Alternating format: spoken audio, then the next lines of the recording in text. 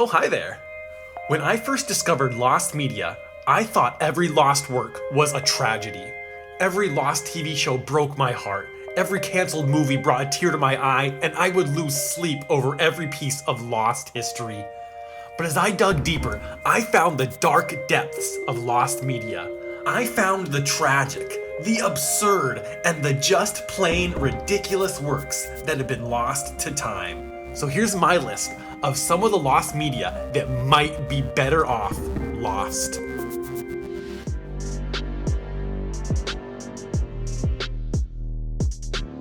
Whew, tossed salad and scrambled eggs indeed. That's right, you heard it here first. Frasier In 1998, Kelsey Grammer, best known for starring in Cheers and its spin-off Frasier, sued internet entertainment group IEG for distributing a leaked sex tape featuring Grammer. The lawsuit was dropped, but IEG claims they're in possession of a second tape featuring Grammer, but don't currently have any plans to release the tape. The two films are known as Filmed Female and Hotel Hooker, though it's unclear why the latter would be named Hotel Hooker, and it might be a placeholder title. To make things even worse, following Grammer's 2011 divorce from Camille Grammer, she threatened to release numerous tapes of the couple. So far, none of Grammer's sex tapes have been released, and it might be better this way.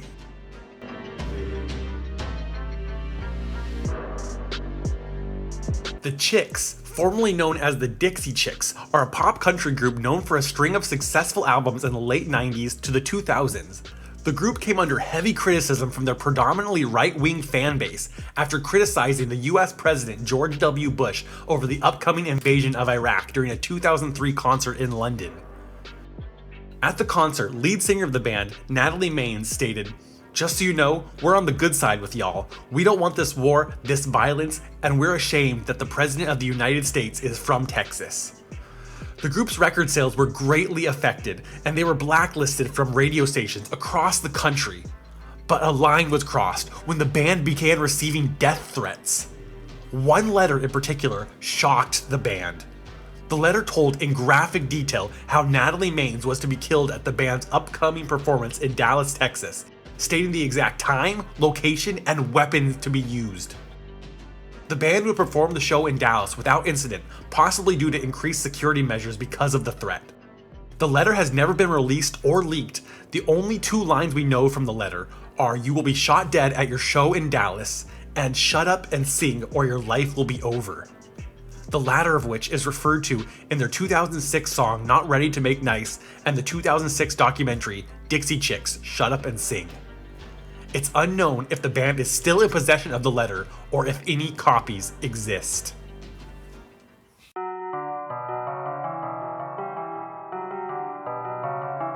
On Bill Cosby's 77th birthday, he recorded his upcoming stand-up comedy special titled Bill Cosby 77.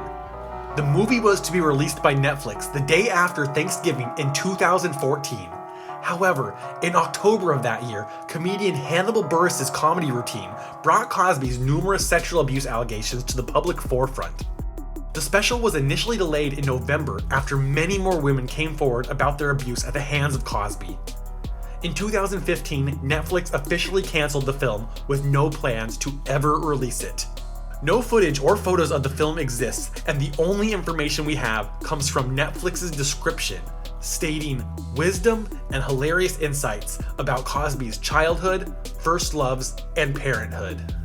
In light of Cosby's crimes, his comedy special might be better lost.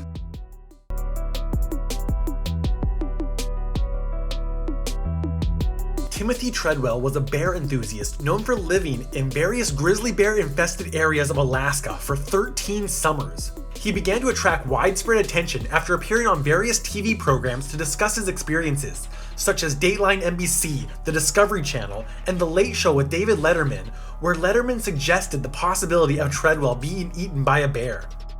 As predicted by Letterman, in 2003, Treadwell and his girlfriend, Amy Huguenard, were both mauled and partially eaten by a grizzly bear in Alaska.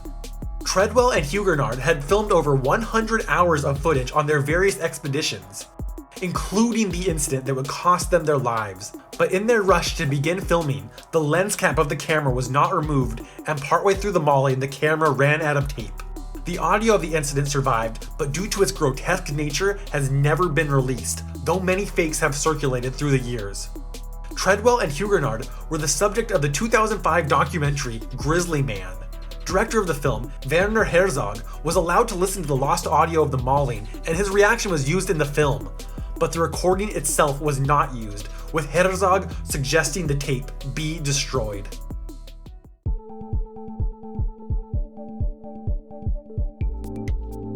Musician Marilyn Manson has always, by his own design, been a controversial figure, being blamed for school shootings, being the subject of congressional hearings on violent music, and being accused of various degrees of sexual abuse throughout his career. But back in 1996, even Manson himself knew he crossed a line with his movie Groupie. In 1996, Manson held a house party where he told partygoers that he would be bringing a woman and that she would be being filmed. The identity of the woman is unknown, but Manson has since stated that she was an actress who knew the rough outline of what was going to happen for the movie. Though the exact details are unknown, the reported plot of the film includes Manson performing sexual acts on a band member, Jordy White, also known as Twiggy Ramirez, Manson and the unnamed groupie drinking a band member's urine, a fight breaking out leading to bloodshed, and a gun being involved at one point. Partygoers left the incident not knowing what was real and what was staged. Only 3 people are known to have seen the film: Manson himself, his manager, and comedian Andy Dick. Manson's manager convinced him not to release the film as he believed Manson would either go to jail or ruin his career. To date, only a small section has been released, with a short clip appearing in Manson's 1998 video, Dead to the World.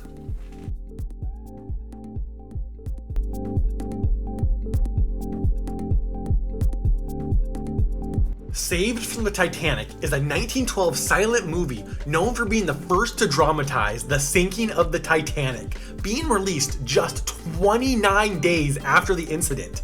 The movie featured actress Dorothy Gibson, a real-life survivor of the incident who wore the same outfit she wore when the ship sank.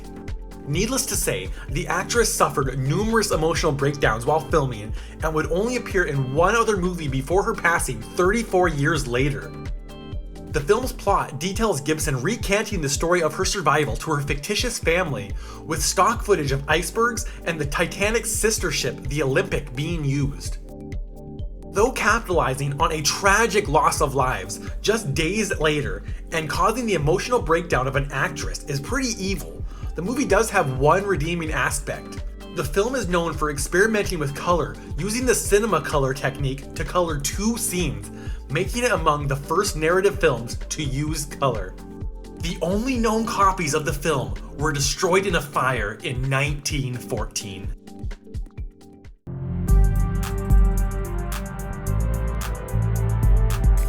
Phoenix Games were a video game developer active between 2002 and 2009, known for making some of the worst video games of all time, with each title being a blatant ripoff of popular franchises. Almost every title consisted of horrendously animated movies with a few terrible mini-games. Some of their most infamous titles include The Dalmatians, Animal Soccer World, Dinosaur Adventure, Peter Pan, Pinocchio, and Snow White and the 7 Clever Boys. If that wasn't enough, Phoenix Games reportedly released the 2004 title Packy, but nothing except the game's ridiculous box art exists today.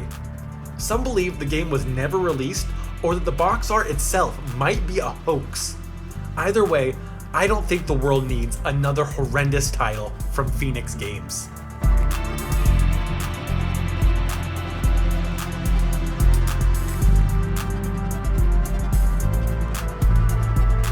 An adult film featuring Jesus. Him was a 1974 movie about a man who becomes sexually obsessed with Jesus Christ. The movie was shown at a variety of adult theaters between 1974 and 1976 in major cities like New York, San Francisco, Chicago, Philadelphia, Pittsburgh, and Atlanta. Despite being shown a fair number of times all across the United States, no footage exists. The film's existence can only be confirmed through a number of surviving advertisements, and it's mentioned in the 1980 book, The Golden Turkey Awards, where it was awarded the Most Unerotic Concept Prize. In 2012, it was discovered that Jesus was portrayed by New York-based muralist Gustav von Will, professionally known as Tava, who sadly passed away in 1991. Though I personally think the film is better off lost, the website Film Threat lists him as one of their most sought-after movies. But for me, put Jonathan Van Ness or Ewan McGregor in the lead, then we'll talk.